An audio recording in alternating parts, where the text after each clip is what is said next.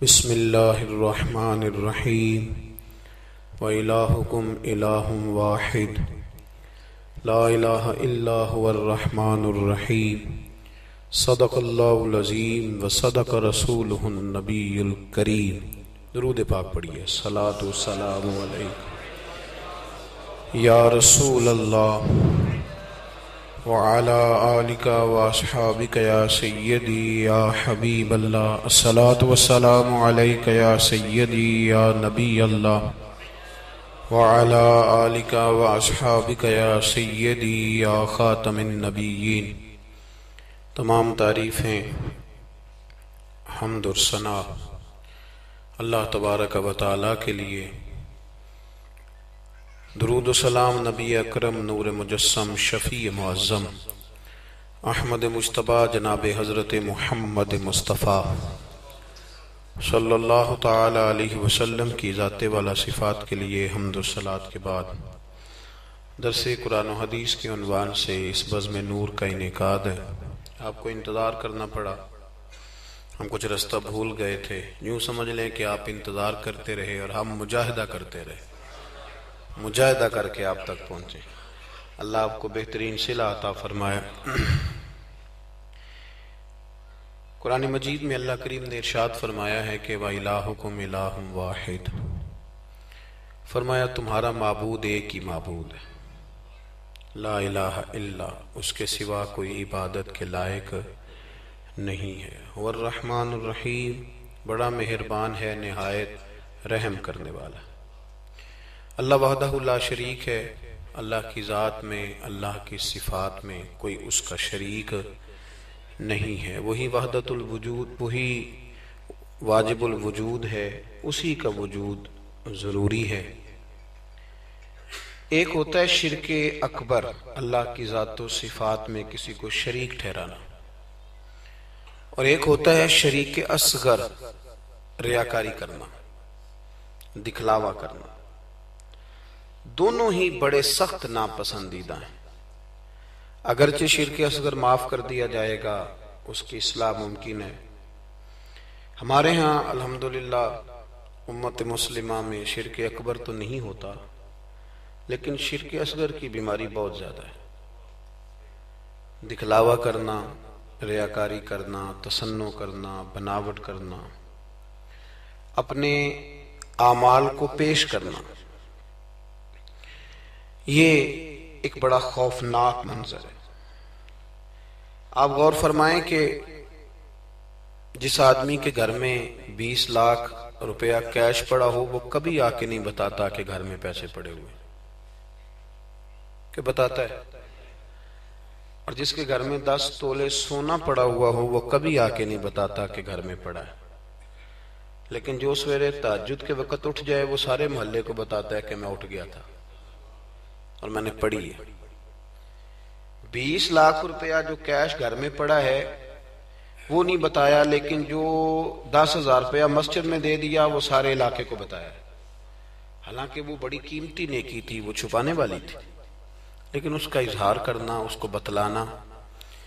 حضرت عمر فاروق رضی اللہ تعالیٰ عنہ فرماتے ہیں کہ میں اللہ کے پیارے محبوب صلی اللہ علیہ وسلم کی قبر اطہر کی زیارت کے لیے حاضر ہوا تو حضور کے مزار کے پاس بیٹھ کر حضرت معاذ ابن جبل رضی اللہ تعالیٰ عنہ رو رہے تھے۔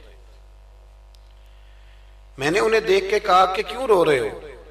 کہنے لگے نبی پاک علیہ السلام کی 2 حدیثیں ہیں جن کی وجہ سے میں بڑا پریشان رہتا ہوں، میں سوچتا ہوں کہیں میں زد میں نہ آ جاؤں۔ ابن ماجہ میں حدیث موجود ہے۔ حضرت سیدنا عمر فاروق رضی اللہ تعالیٰ عنہ فرماتے ہیں کہ میں نے ان سے پوچھا کہ وہ 2 باتیں کون سی ہیں؟ تو فرمانے لگے، ایک تو نبی پاک صلی اللہ علیہ وسلم نے یہ فرمایا تھا کہ اللہ فرماتا ہے جس نے میرے ولی سے دشمنی کی، میرا اس کے خلاف اعلان جنگ ہے۔ تو حضرت معاذ ابن جبل کے رونے کی وجہ محدثین اور شارحین نے یہ بیان کی کہ وہ رو اس لیے رہے تھے کہ کیا پتہ چلے گا کہ اللہ کے بندوں میں سے ولی کون ہے، تو کہیں بھول کر بھی کسی کی بے ادبی نہ کر بیٹھوں، اس لیے وہ رویا کرتے تھے، ڈرا۔ یہاں تو لوگوں کو پتہ ہوتا ہے نا یہ ولی ہے اللہ کا، پتہ ہے نا لوگوں کو کہ داتا صاحب اللہ کے ولی ہیں، خواجہ معین الدین اجمیری اللہ کے، حضرت بایزید بستامی اللہ کے ولی ہیں، حضرت جنید بغدادی اللہ کے، لیکن پھر بھی لوگ بے ادبی کرتے ہیں. پتہ ہے چونکہ حضرت معاذ ابن جبل فرماتے مجھے پتہ نہیں اس لیے ڈر لگتا ہے. اور دوسرا حضرت معاذ، اس مسجد میں اذان ہوگی جی؟ یہاں اذان ہوتی نہیں، یہ جو ابھی ہونی ہے نا جی ٹھیک. تو حضرت معاذ ابن جبل رضی اللہ تعالیٰ عنہ فرماتے ہیں دوسری یہ بات کہ نبی کریم صلی اللہ تعالیٰ علیہ وآلہ وسلم نے ارشاد فرمایا کہ تھوڑی سی ریاکاری بھی شرک ہے.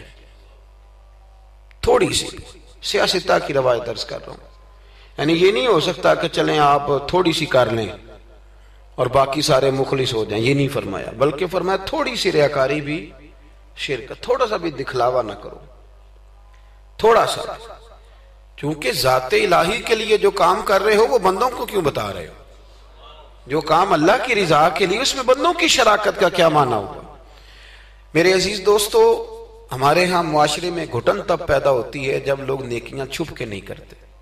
بہت سارے لوگوں کو نماز پڑھ کے بھی سکون نہیں ملتا، ذکر کر کے بھی سکون ہے، اس لیے کہ کہیں نہ کہیں ان کے دل میں یہ بات بیٹھ جاتی ہے کہ میں نفل پڑھنے لگا ہوں، اللہ کرے کسی کی نظر پڑ جائے اور وہ دیکھ کے کہہ دے کہ میں نہ، کیا میری بات، کیا میرا رویہ.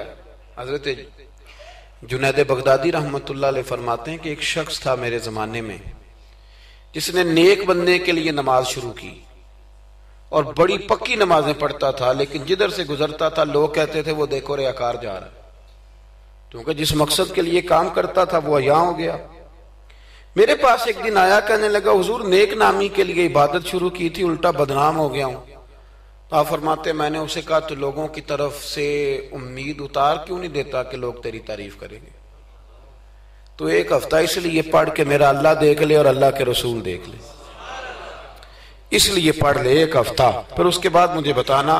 وہ شخص کہتا ہے ابھی پورا ہفتہ نہیں ہوا تھا کہ میرے پورے علاقے نے میری عزت کر دی شروع کر دی. اخلاص بڑا ضروری ہے. آپ یقین کریں اب تو یہ جو ہمارا مذہبی ماحول ہے نا، اس کے اندر بھی آپ کبھی اشتہار پڑھیں تو ایک صدارت ہوتی ہے، ایک سرپرستی ہوتی ہے، ایک نگرانی ہوتی ہے، ایک خصوصی تعاون ہوتا ہے، ایک مہمان خصوصی ہوتا ہے، ایک فلانے صاحب ہوتے ہیں، ایک فلانے صاحب ہوتے ہیں.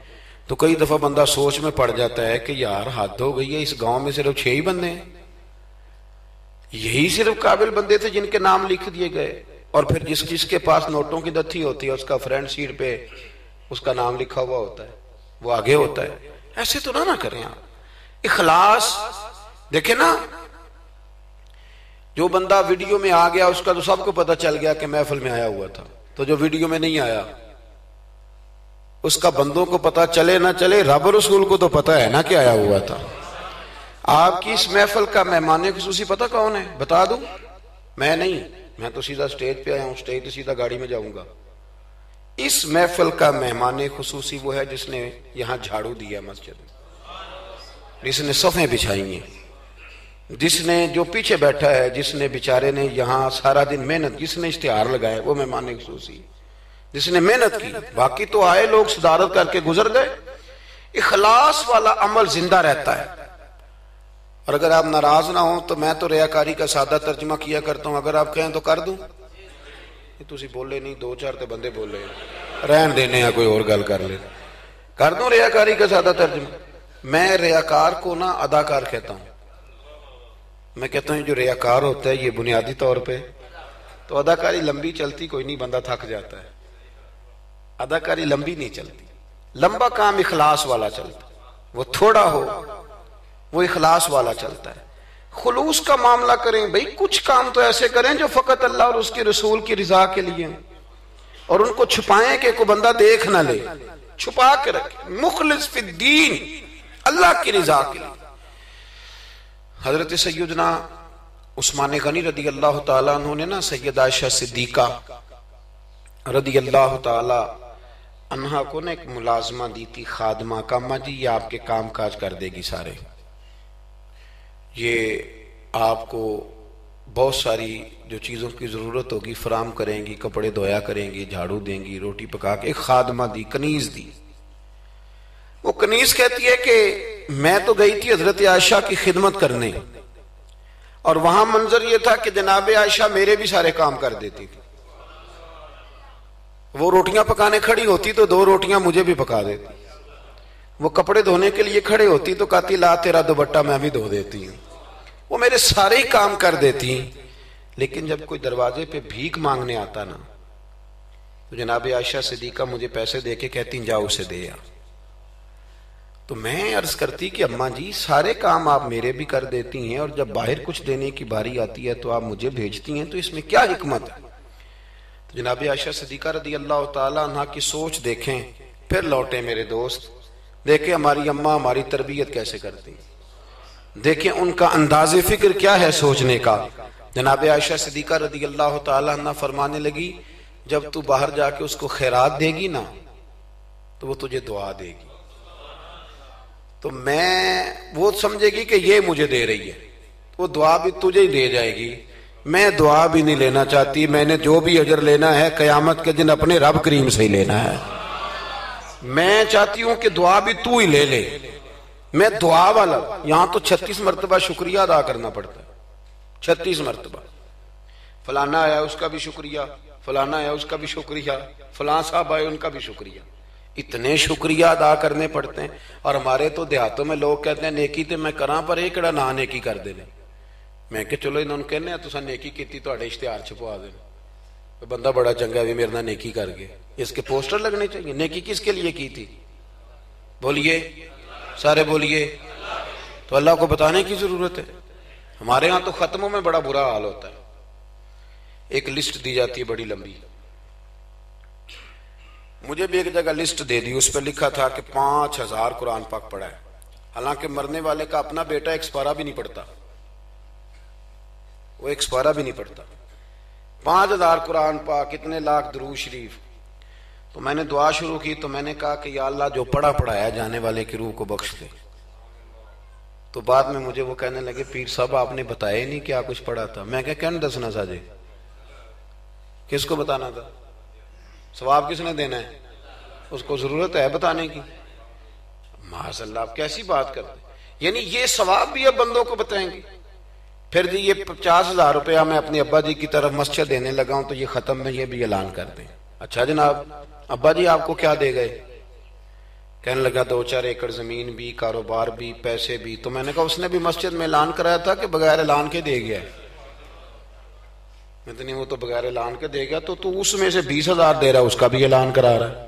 اور قاری صاحب بیچارے کئی دفعہ خطیب صاحب الجھ جاتے ہیں، اس لیے کہ جب وہ 1000 روپیہ دینے آتا ہے تو کہتا ہے صحیح کر کے دسیا دے محمد بشیر دکھن علامت بندے پہاڑ والا سمجھ لیں، صحیح کر کے بتانا، ہنسنے کے لیے نہیں رونے کے لیے بات کر رہا ہوں۔ یہ اتنا برا حال ہو جائے گا ہمارا، کس کو بتاتے پھرتے؟ اور میں نے دیکھا نوٹ کھول کر لوگ لے آتے۔ اس طرح نہ کریں، نیکیوں کو چھپائیں، چھپی ہوئی چیزیں قیمتی ہوتی ہیں، یہ قیمتی چیزیں ہوتی ہیں، یہ قیمتی ہوتی ہیں۔ حضرت عبداللہ ابن مبارک بہت بڑے درویش گزرے، عالم بھی تھے، صوفی بھی تھے، درویش بھی تھے، حدیث کے بہت بڑے استاد بھی تھے، اور جو صوفیہ سابقون الاولون ہوئے ان میں آپ کا نام ہے۔ آپ نہ اکثر اپنے کوفے کے علماء سے استفادہ کرنے کے لیے نہ کوفے آیا کرتے تھے۔ ہر شعبے میں کچھ لوگ اسپیشلسٹ ہوتے ہیں، تو علماء کے شعبے میں بھی کچھ لوگ اسپیشلسٹ ہوتے ہیں۔ یہ الگ بات ہے کہ آج کل جو ایک عمرہ کر رہا ہے وہ مفتی ہوتا ہے، اور اگر حج کر رہا ہے تو پھر تو شیخ الحدیث ہے، وہ کہتا ہے سارے مسئلے اب میں ہی بتاؤں گا، اور دو کی کتابیں پڑھ لے تو پھر تو کہتا ہے مولویوں کی پتہ ہوئے، سارا پتہ تو مجھے۔ اللہ تعالیٰ سمجھنے کی توفیق دے۔ حضرت عبداللہ ابن مبارک جاتے تھے کوفے کے علماء کے پاس، اور وہاں جا کر کے ان سے استفادہ کرتے تھے۔ اب تو ہوٹل بن گئے ہیں، آپ جس ملک میں جس ایریے میں جاتے ہیں ہوٹل بک کر دیا جاتا ہے، اب وہاں قیام کرتے ہیں۔ اس زمانے میں یہ طریقہ نہیں تھا۔ مسجدوں کے ساتھ لوگوں نے مہمان خانے بنائے ہوئے تھے، وہاں جا کے لوگ قیام کرتے تھے، کھانا پانی مسجد میں لوگوں کو پتہ چلتا تھا، مہمان آ گیا، وہاں لوگ کھانا بھیج دیتے تھے۔ حضرت عبداللہ ابن مبارک رحمت اللہ علیہ اکثر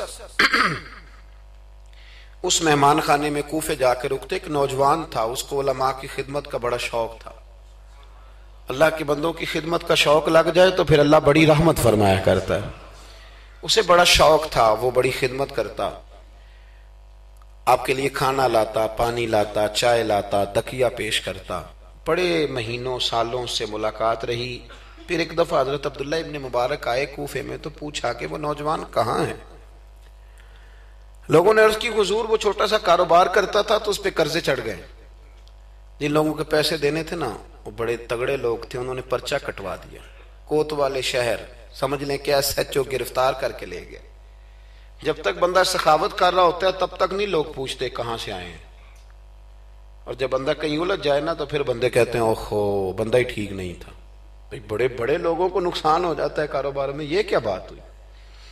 حضرت عبداللہ ابن مبارک کو پتا چلا. ویسے آج کل کا کوئی پیر ہوتا تو وہ پیر صاحب پتہ کیا کرتے ہیں, جب تک مرید جھاڑو دیتا رہے پھر تو وہ کہتے ہیں میرا منظور نظر ہے, لیکن اگر قرضے چڑھ جائیں تو کہتے ہیں اس کا ذاتی معاملہ ہے, میں ذاتی معاملات میں مداخلت نہیں کرتا. تو جب تیرے گھر میں 6 درجن کنوں لے کے آتا تھا تب ذاتی معاملہ نہیں تھا, اب ذاتی معاملہ ہو گیا ہے. اسی طرح کام لیڈر کرتے ہیں, کام کراتے رہتے ہیں سیاستدان, اور اگر بندہ الجھ جائے تو کہتے ہیں اس کا ذاتی معاملہ ہے. تو جب دفتر کھلوا رہا تھا تب ذاتی معاملہ نہیں تھا. ہمارا یہ مزاج ہے کہ ہم طبعاً انسانوں سے نفع لینا چاہتے ہیں, لالچی ہوتے جا رہے ہیں. سیدنا عبداللہ ابن مبارک رحمت اللہ تعالی علیہ نے کہا قرضہ چڑھ گیا ہے اور وہ بند ہے جیل میں. آپ گئے, جا کے کوتوال سے ایس ایچ او سے ملاقات کی. فرمایا ماجرا کیا ہے, معمہ کیا ہے. وہ کہنے لگا حضور بچہ بے قصور ہے, بیچارہ کام کرتا تھا تو اچانک نقصانات ہوئے تو ہوتے ہی گئے. انسان جب کامیاب ہوتا ہے تو مٹی کو بھی ہاتھ لگائے تو سونا ہو جاتی, اور جب ناکام ہوتا ہے تو ایسا پھسلتا ہے کہ پھر کسی جگہ اس کا ہاتھ نہیں پڑتا. وہ الجھ گیا, حضرت جی الجھتے الجھتے قرضے چڑھ گئے. اور حضرت صاحب جس پارٹی کے پیسے دینے ہیں وہ بڑی سخت ہے, وہ کہتی ہے کہ ہم نہیں چھوڑیں گے. حضرت عبداللہ ابن مبارک رحمت اللہ تعالی علیہ فرمانے لگے پیسے کتنے, کہنے لگا 50,000 دینار, آپ سمجھ لیں کہ 5 کروڑ روپیہ. تو حضرت عبداللہ ابن مبارک, توجہ ہے نا میری بات پہ, تھک تو نہیں گئے آپ لوگ. حضرت عبداللہ ابن مبارک رحمت اللہ علیہ فرمانے لگے اگر تو میری ایک شرط پوری کرے تو میں پیسے دے دیتا ہوں. میری طرف دیکھیں, کہانی تو نہیں نہ سنا رہا میں, آپ ذرا غور تو کریں کیا کہہ رہا ہوں. یعنی 50,000 دینار. فون بند کر دیتے ہیں لوگ اگر آپ کو پیسوں کی ضرورت پڑ جائے تو, لوگ فون بند کر لیتے ہیں. ویسے کہنے چودھری کو حکم ہوا تھے 10 اور جب وہ بتا دے پھر چھٹی. 50,000 دینار. حضرت عبداللہ ابن مبارک رحمت اللہ علیہ فرمانے لگے میری ایک شرط پوری کر, پیسے میں دیتا ہوں. اس نے کہا حضور 50,000 دینار ہیں. فرمایا میں نے سن لیا ہے پر میری شرط پوری کر. اس نے کہا حضور وہ کیا؟ تو آپ فرمانے لگے اس نوجوان کو بتانا نہیں اس کے پیسے کس نے دیے, پیسے میں دے دیتا ہوں. اس نے کہا حضرت جی اسے نہیں بتانا. آپ فرمانے لگے اس کے لیے نہیں دینے, میں نے اللہ کی رضا کے لیے دینے, اور جس رب کے لیے میں نے دینے ہیں اسے بتانا نہیں پڑتا, وہ تو دلوں کے حال جانتا ہے, وہ تو علیم بذات الصدور ہے, لہذا بتانا نہیں. اس کو پیسے دے دیے. نوجوان نے بڑی منت کی کوتوال کی, یار اتنے بڑے پیسے کوئی دے گیا, کوئی 10 روپے تو نہیں دینا, اس محسن کا پتہ بتا, میں تو اس کے پوتوں کی بھی نوکری کروں گا. اس نے کہا میں مجبور ہوں, مجھے حکم نہیں, میں نہیں بتا سکتا. وقت گزر گیا, کوتوال بھی کہیں تبدیل ہو گیا. وہ نوجوان کہتا ہے عبداللہ ابن مبارک بوڑھے ہو گئے, اب گھر میں رہتے ہیں, باہر نہیں آتے. زیادہ ذوف آ گیا, اب جس نے پڑھنا ہے کچھ استفادہ کرنا ہے وہ بھی گھر میں حاضر ہوتا تھا. اللہ اکبر. وہ نوجوان کہتا ہے جیسے جیسے میری عمر بڑھتی شوق بڑھتا کہ یار میرا محسن مجھے مل جائے, میں اس کے پیر ہی چوم لوں ایک دفعہ. اتنا عظیم آدمی. اس کے بعد کئی دفعہ حضرت عبداللہ ابن مبارک ملے بھی. نوجوان کہتا ہے وہ جب بھی مجھے ملتے میں انہیں کہتا بابا جی نیک تو آپ بھی بڑے ہیں پر بندہ تو وہ تھا نا جو میرے پیسے دے گیا. تو وہ فرمایا کرتے چل دعا کرنا اللہ مجھے بھی کوئی کام کرنے کی توفیق دے دے, دعا کرنا. وقت گزر گیا, 15 سال بیت گئے.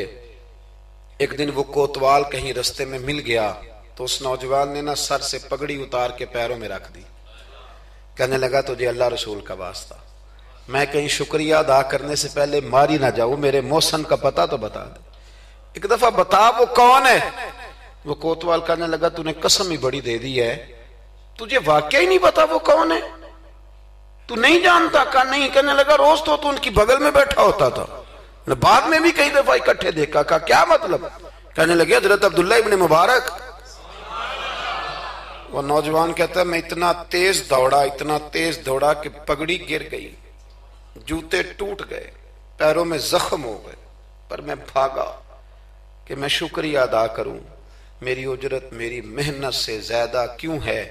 میرے محسن تیرے احسان سے ڈر لگتا ہے. کہتے ہیں دوڑا گیا, لیکن قربان جاؤں جب عبداللہ ابن مبارک کے گھر کے باہر پہنچا تو رش لگا ہوا تھا. میں نے لوگوں سے پوچھا کیا ہوا, تو کہنے لگے 2 گھنٹے گزرے, عبداللہ ابن مبارک انتقال کر گئے. یہ ابھی 2 گھنٹے گزرے, ابھی بے قدراں کچھ قدر نہ جاتی, کیتی خوب تسلی ہو, دنیا دار پجاری زر دے, کتیاں دے گل ٹلی ہو, بک بک روشن اکھیاں تکیو ویکھ حویلی کلی ہو, تے کوچ نصیر اساں جدوں کیتی پہ جانی تھر تھلی ہو. دنیا جمع ہو گئی, لوگ رو رہے ہیں.